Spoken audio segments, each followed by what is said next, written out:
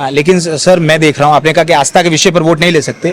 लगातार लोग यहां कह रहे हैं कि आर्टिकल 370 हटाया, ठीक है, डेवलपमेंट के लिए नए नए एंटरप्रेन्योर्स को लाया, यूनिकॉर्न कंपनीज बनाई, ठीक है, तो लगातार कह रहे हैं कि विकास की जो गारंटी मोदी दे रहे हैं, जैसे आप पोस्टर्स में देख रहे हैं कि मोदी है तो गारंटी, इस तरह के पोस्टर्स, तो आपको क्या लगता है सब ये हवाबाजी है, सच में धरातल पे काम है? सर आप मीडिया से जुड़े हुए व्यक्ति हो, आपको पता होना चाहिए कि 370 पूरी तरह से हटी भी नहीं है। 370 में 3 प्रोविजन है, 371, 372 और 373 संविधान के अनुच्छेद में।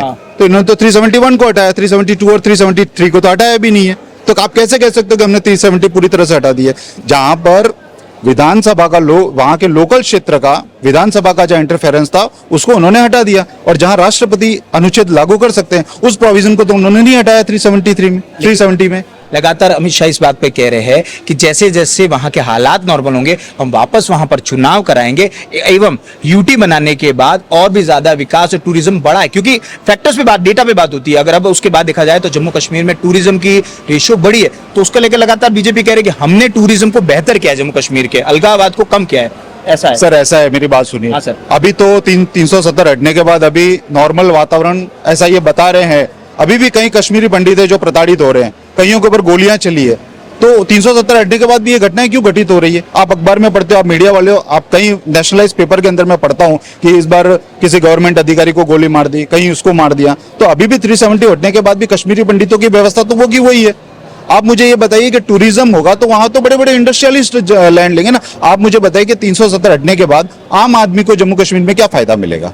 वहां के लोकलाइज्ड को क्या फायदा मिलेगा?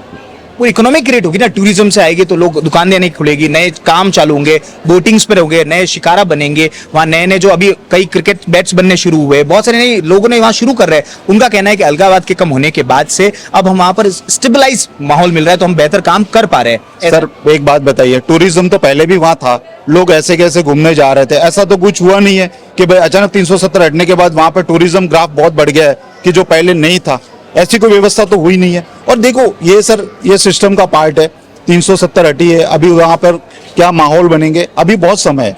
अच्छा चलिए ये बताइए सर कि मोदी जी का जो 400 पार का नारा है इस बार, और कांग्रेस लगातार कह रही है कि बीजेपी 180 क्रॉस नहीं करेगी, क्या लगता है इनमें हवाबाजी है, सच में किसका पलड़ा? सर ये देखिए, इन्होंने कई बार ऐसे, किन्होंने? भारतीय जनता पार्टी के नेताओं ने कई बार ऐसे नारे दिए हैं कि इस बार इतने पार, इस बार इतने पार। दिल्ली के चुनाव में भी कहा था कि हम इतने पार सीट लेके आएंगे, क्या हुआ था? नहीं, लोकसभा में 7 की 7 सीट उन्हें मिली, दोनों बार। आपको मैं बता रहा हूँ ना, गई बार जो स्थिति राजस्थान के अंदर थी वो इस बार नहीं दिखेगी।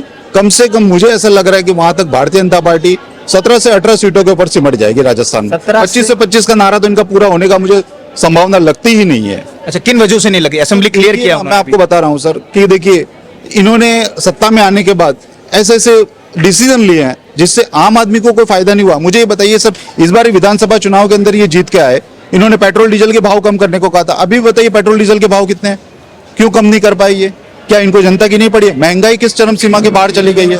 तो ऐसे कई मुद्दे हैं। युवाओं को रोजगार की बात है, आज प्राइवेटाइजेशन कर रहे हो, और ये अग्निवीर की जो इन्होंने योजना लाई है उसके अंदर जो पहले जो बेनिफिट्स मिलते थे वो बेनिफिट्स अभी इनको मिलेंगे नहीं मिल रहे हैं। 4 साल की नौकरी के बाद उनका कैरियर खत्म है। लेकिन आर्मी लगातार, आर्मी के जो प्रमुख है, स्पेशलिस्ट है, वो लोग कुछ तो समर्थन में है। तो सर मुझे बताइए कि जो अभी आर्मी के लोग जो समर्थन दे रहे हैं, तो इसके पहले जो आर्मी के ऑफिसर्स इसमें काम कर चुके हैं, तो क्या वो गलत थे? क्या वो सिस्टम गलत थी? अभी सिस्टम अच्छी है तो क्या पहले के सिस्टम गलत थे? क्या वो डिनाई करेंगे इस चीज को? आर्मी के बड़े बड़े ऑफिसर ये एक्सेप्ट करेंगे कि इसके पहले की जो सिस्टम थी वो गलत थी और अभी जो सिस्टम लाई है वो सही है?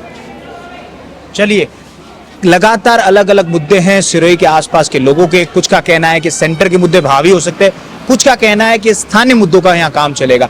हमारा काम है आप तक सही खबर को पहुंचाना। इसी तरह थिंक 360 को देखते रहिए। और से नहीं हूँ, मैं आपको ये कहना चाहता हूँ, मैंने जो बात कही है वो मैंने अपने भावनाओं को और देखकर, क्योंकि मैं एक पढ़ा लिखा युवक हूँ, मैं सारी चीजों को ऑब्जर्व करता हूँ और ये कह के मैंने कहा है। सो प्लीज डोंट मुझे वो मत बताना कि भाई इस कांग्रेस मेंटालिटी पर्सन या बीजेपी मेंटालिटी पर्सन। बिल्कुल नहीं। Thank you so much. एक आम जनता ने अपनी बात कही है, जो उन्हें सही लगा, जो उन्हें गलत लगा, उन्होंने बेबाकी से अपनी बात की है। इसी तरह थिंक 360 को देखते रहिए। Thank you.